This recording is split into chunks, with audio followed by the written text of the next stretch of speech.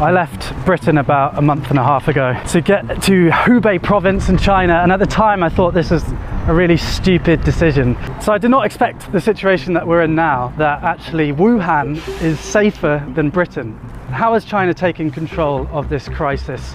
Well, I've been living in Shanghai with Wu Ming for the last 3 weeks. I want to show you a bit of an insight into life here in China at the moment, and in particular 3 things the Chinese government have done to control the crisis that I think would be pretty hard in Britain. It's not all sunshine and daffodils. I'll talk a bit about the darker side at the end of the video. The Chinese government collect an immense amount of data about their citizens, and they're using it in novel ways to tackle the coronavirus. Every time Wu Ming and I want to leave the apartment complex, she's got to scan her face, and those images, as well as the images from all the CCTV cameras in China, of which there are about 200 million, are fed into a central database and then analysed using machine learning.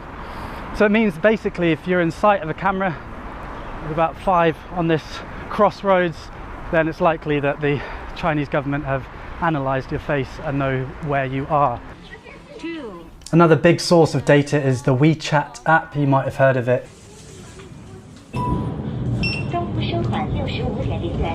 So that's WeChat. It's social media and your debit card all rolled into one super app, which is really convenient, but obviously also tracks.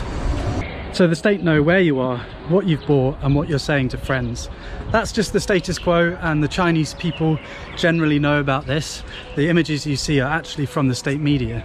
But they're using this data to try the highest tech epidemic control ever attempted. So if you get ill in China and you go to a hospital, the hospital will register with the authorities, and the authorities will pull your name down from this big database.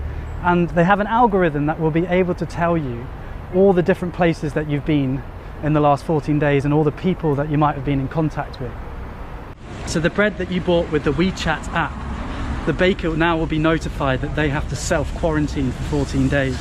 And the people that you were next to on the flight, they now have to self-quarantine for the next 14 days. Every single citizen has a code, red, amber or green. I guess you are yellow. Why? Why? Because you come to Shanghai, not have 14 days. I'm a green. Safe. But if I'm yellow, shouldn't you be yellow? No, just you are yellow. Maybe next week you are green. Good. Some city only green. You can drive car on the road. If the other colors you can't drive on the road. Yes.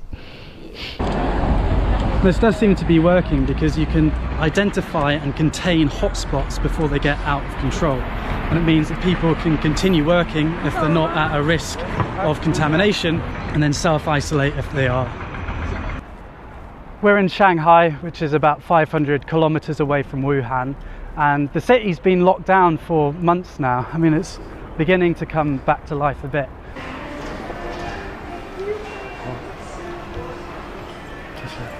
Last time I was here, there was basically no one here, so it's good the city's beginning to open up a bit. But generally you're not allowed to eat in the restaurants, you're allowed to buy takeaway, but you're not allowed to sit down and eat. This is Wu Ming's Tai Chi studio. My name is Wu Ming. I'm a Tai Chi teacher.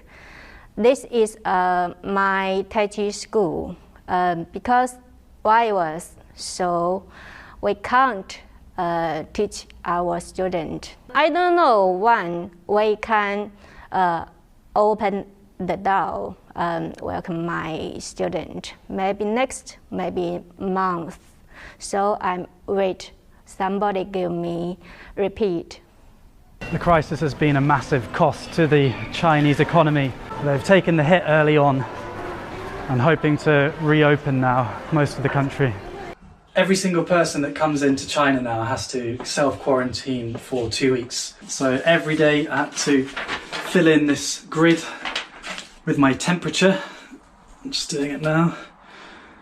35.7. I don't know if that's low or not, but it's not a fever. and any flight coming into the country is screened. We've been waiting in Shanghai airport for about 2 hours now. We'll get there eventually.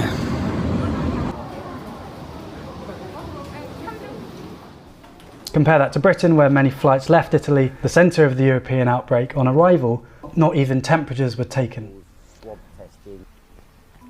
Controls were even tighter in Wuhan and Hubei, where you basically weren't allowed to leave the house, and you could only drive with a special permit. It's been the most aggressive disease control attempt ever in history. And it does seem to be working, because if people stay at home, the only people they can infect are their families, and then the transmission of the virus stops. So complete lockdown, tracing those with the virus with big data, and the glue that holds it all together is the intense promotion of social solidarity. The government have framed this as a people's war against the virus.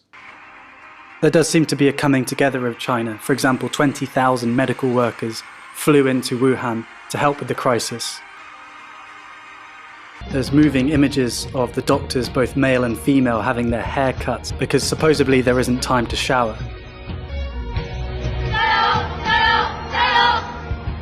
These messages of solidarity are all over social media and big adverts like these. 加油中国 We do it. Overcoming the epidemic requires collective action and personal sacrifice, like not panic buying and staying at home when you're told to. And the Chinese state has tools like these, screens in every public space, as well as controlling social media. And that has meant that the Chinese populace has complied with the requirements to control the virus, and not only comply but feel proud about it, at least on the whole. Comparing these bold actions of the Chinese state against Britain's response, which has been wash your hands, it could make Western democracies look impotent, and that's certainly the narrative that the Chinese media are pushing. But as you've probably thought to yourself watching this video, there are downsides to these policies. I'm not going to talk about them. I'm in China to share their ancient philosophy and Tai Chi and all these wonderful things about China, and I don't want to risk anyone around me. But if you want to learn more, I would read Orwell, and I've linked some articles and videos in the description. I'd love to hear your thoughts on what we should and shouldn't take from China's experience. In this time of crisis, where I'm worrying about my loved ones like I imagine you are, I hope that we can get through this, and I hope that we remember our values, the values of freedom and mutual respect. Historically and today, these aren't the norm, and so they're precious. Thanks for watching.